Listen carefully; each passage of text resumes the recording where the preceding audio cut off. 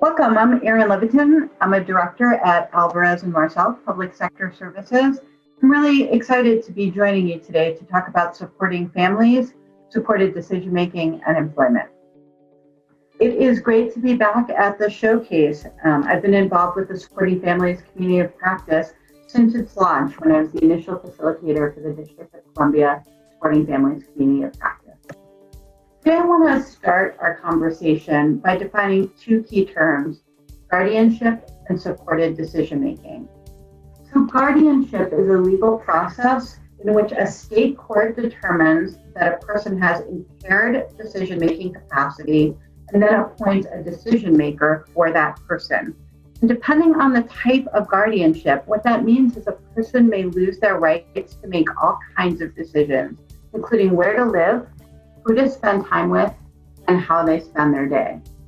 Supported decision-making is an alternative to guardianship. It's grounded in self-determination, and it's a paradigm where a person with a disability makes choices with the assistance of a supporter. And in supported decision-making, unlike guardianship, a person retains their legal capacity. So in plain terms, what this really looks like is that a person with a disability chooses their supporter, right? The supporter provides whatever support the person needs to make their decision, and then they go forth together and the person gets whatever support they need in an individualized way to make their decision.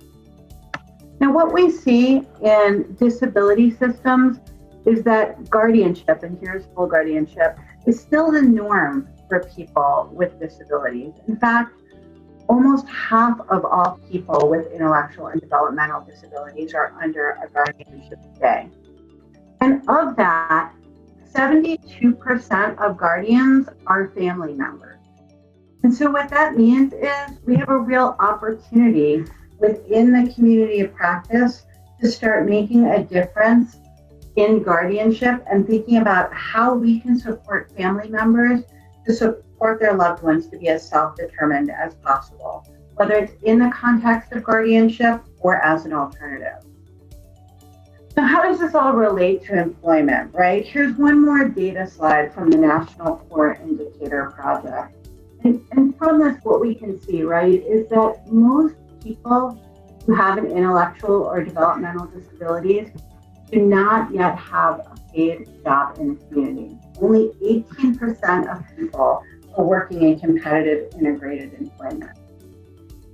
The District of Columbia is unique in that the state is a member of both the National Supporting Families Community of Practice and the National Resource Center on Supported Decision-Making Community of Practice.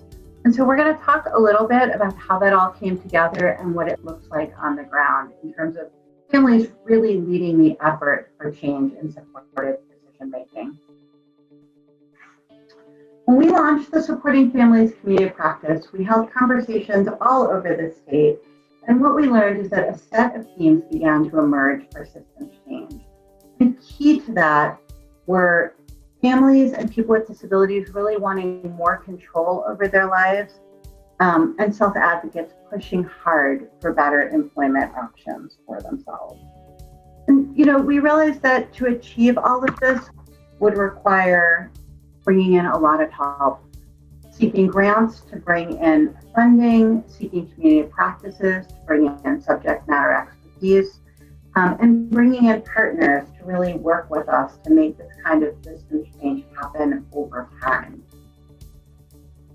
One of the things that we did as we started thinking about how can we help people improve their employment outcomes was starting to tackle this question of low expectations. So we spent time talking to families and people with disabilities about the vision for employment they had for their loved ones, what they didn't want, and steps they were taking to make a difference in their families' lives. And then using that peer-to-peer model, we shared this information with other families as they were thinking about employment and starting to move things forward.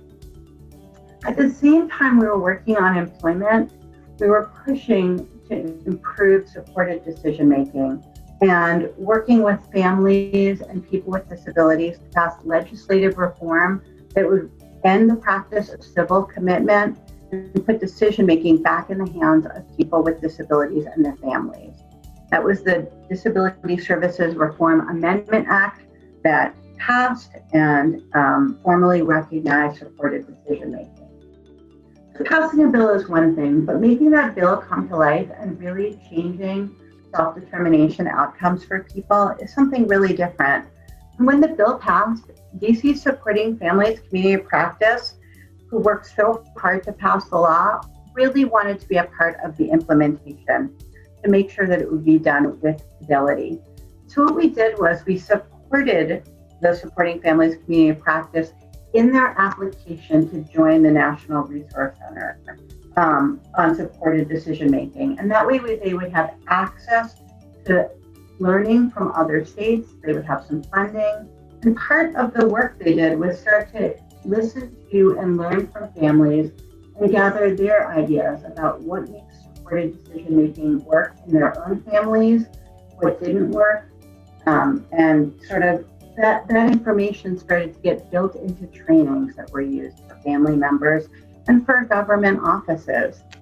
The other thing that this Supporting Families Community of Practice did was host a World Cafe series where they talked with people with disabilities and family members about the characteristics of what it takes to become a good supporter in supported decision making.